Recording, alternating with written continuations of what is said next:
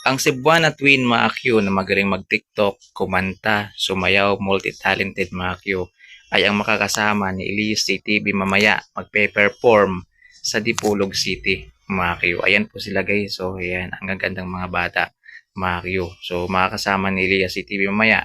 So maganda yan guys kasi dagdag rekado sila sa performance mamaya para mas lalo pang mag-enjoy yung mga tao guys. Yan, mas lalong dudubugin yan. Kasi sikat po yung Cebuana Twin guys sa lugar nila. Yan. At sila po yung magsisilbing ano ni Elias TV mamaya guys.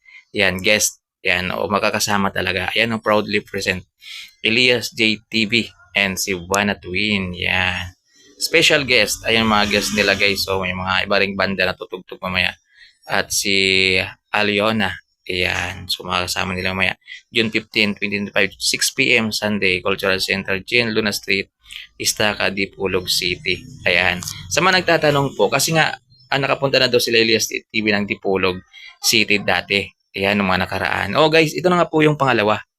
Yan, ito yung pangalawa nilang punta sa Dipolog City guys. Pero magkaiba po sila ng location kung saan po siya magpe-perform. Hindi po doon sa dati, mga Q. So mamaya ipapakita ko sa inyo yung video kung saan nag-perform din sila sa Dipolog City mga Q. Pero ito yung pangalawa.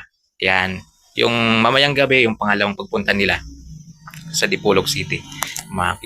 So magandang balita mga Q kasi nga nag-private plane daw yung banda mga Q papuntang Dipolog City. Ayan. Kasi nga sa post kagabi ni Ma'am Beverly. Yan, magbabarko po sila. Ayan. Kung magbabarko sila guys, isipin nyo, 15 hours yung biyahe papuntang Dipolog. From Surigao, papuntang Dipolog, 15 hours. Ayan. So, ibig sabihin, kahit makasakay sila sa first trip, ayan, 6 a.m., makakarating sila doon sa Dipolog, 9 to 10 p.m. guys. So, masyado ng hassle. Ayan, hindi na sila makapag-prepare na masyado, hindi na sila makapagpahinga. Diba? Kasi diretso salang na sila guys sa pagpe-perform. Ayan. So, hindi katulad sa ibang ginagawa nila na ilang oras pa yung pahinga nila bago mag-perform. Yan, nakakapag sound check pa sila. Ayan, sila Kenji, nakapag set up pa sila ng mga gamit. So, kung magbabarko sila guys, grabe, 15 hours. From Surigao to Dipolog City, 15 hours, makakarating sila dun sa Dipolog.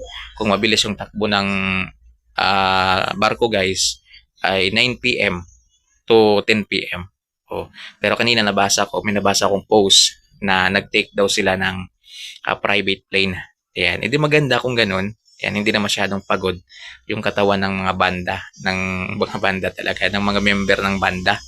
Ayan, para kahit paano makapagpahinga sila bago sumalang. Din bukas na naman, another gig na naman guys. Grabe. Ayan, ako yung napagod sa ginagawa. Sabi nga ng iba guys, baka magbigay daw yung katawan ni Elias TV. At hindi lang si Elias guys, siyempre yung mga kabanda niya. Ayan, lahat sila.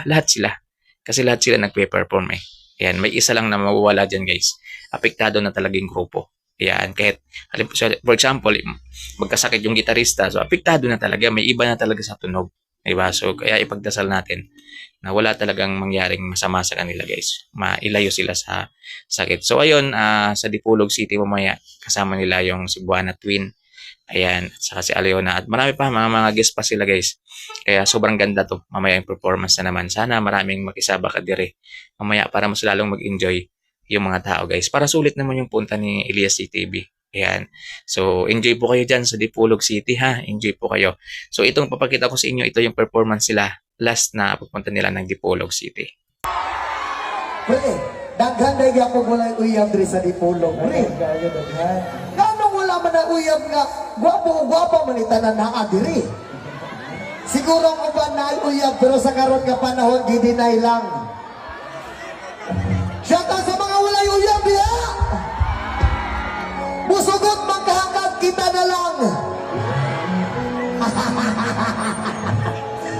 Bitaw, shoutout sa mga walay uyab, ya! Unta sunod adlaw makauyab na mo. O shoutout sa mga mag-uyab niya, unta sunod adlaw magulag na mo. What the next song?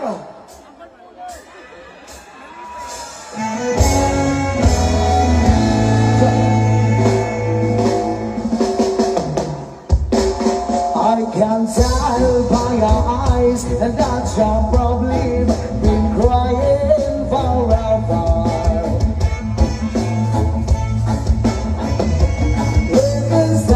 birds and the sky. Don't play nothing.